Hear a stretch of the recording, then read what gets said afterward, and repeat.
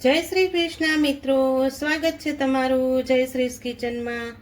તો આજે આપણે બનાવીશું ચણાના લોટની કઢીનું શાક, જે આપણે દાદી નાનીના રીતથી જૂની રીતે બનાવતા ને તે રીતે આજે આપણે કઢીનું શાક બનાવવાના છીએ। તો તેના માટે અહીંયા મેં અડધા વાટકા જેટલી છાશ લઈ લીધી છે। છાશ સેજ આપણે ખાટી લેવાની છે, જેથી આપણું શાક ખૂબ જ સરસ બનશે। અને અહીંયા એક વાટકો ચણાનો લોટ લઈ લીધો છે, તે પણ ચાળીને લઈ લીધો છે। તો હવે આપણે પેલા છાશમાં બધા મસાલા એડ કરી દઈશું।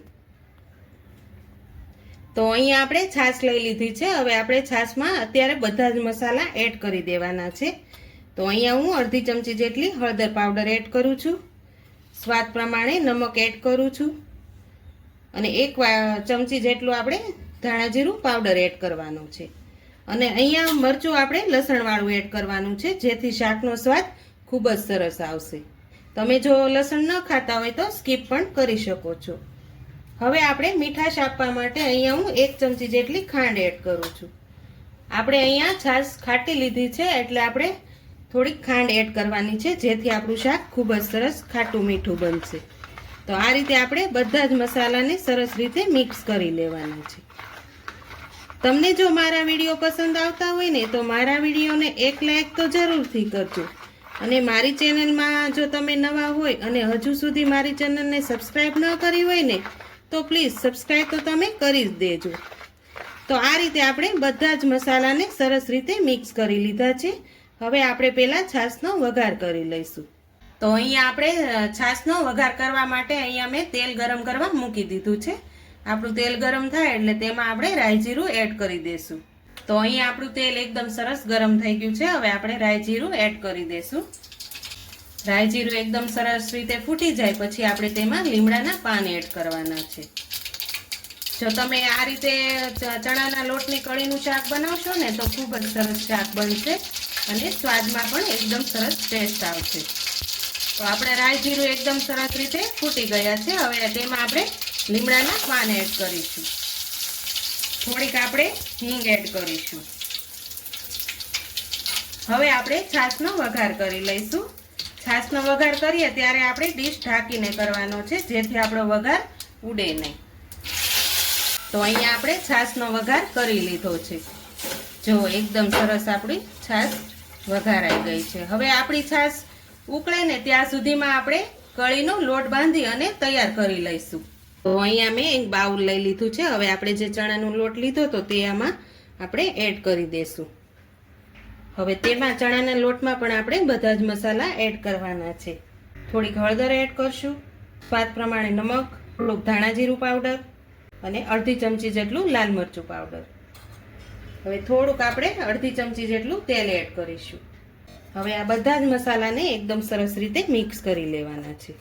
અહીંયા આપણે મસાલા મિક્સ કરી લીધા છે, હવે થોડું થોડું પાણી એડ કરતા જશું અને આપણે લોટને એકદમ સરસ રીતે બાંધી લેવાનો છે। આ રીતે આપણે કળી પડે તેવો આપણે લોટને રાખવાનો છે। તો અહીંયા આપણો કળીનો લોટ બંધાય અને રેડી થઈ ગયો છે, આપણે આ રીતનો રાખવાનો છે।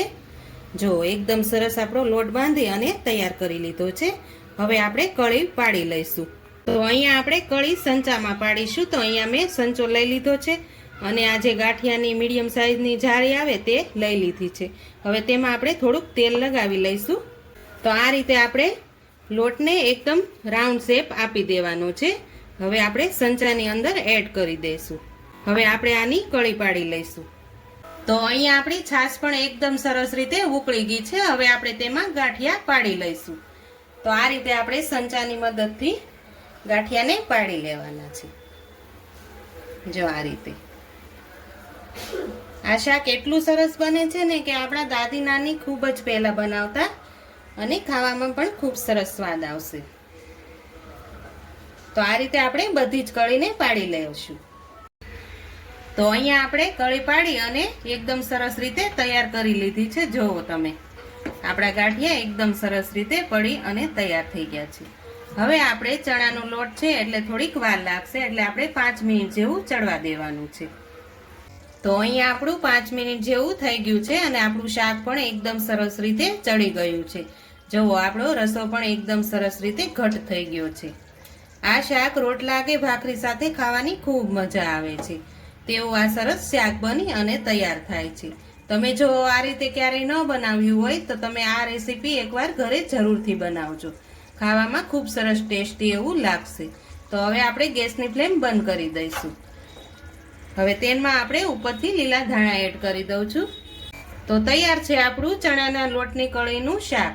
જો તમને મારી રેસીપી પસંદ આવી હોય તો મારા વિડીયોને લાઈક કરજો, વધુમાં વધુ શેર કરજો, અને હજુ સુધી મારી ચેનલને સબસ્ક્રાઈબ ન કરી હોય તો પ્લીઝ સબસ્ક્રાઈબ કરી દેજો અને કોમેન્ટ કરીને કહેજો કે તમને ચણાના લોટની કઢીનું શાક કેવું લાગ્યું.